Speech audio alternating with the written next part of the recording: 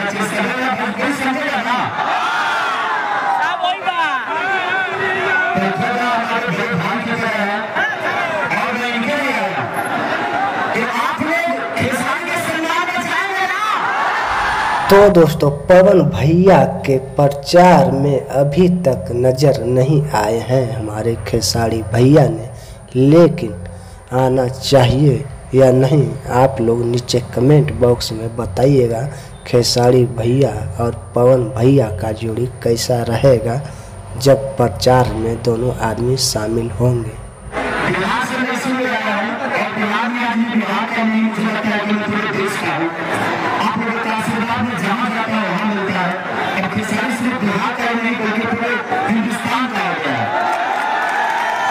आज बंगाल में इतना बड़ा सम्मान आगे आए, हमेशा पाठ्यक्रम के पास कोई भी पूजा होती है तो आपके मनोरंजन के लिए खेसारी को ही बुलाते हैं, इसलिए क्योंकि मैं उनका छोटा भाई हूँ और बिहार चुनाव में खड़ा है तो जिताओ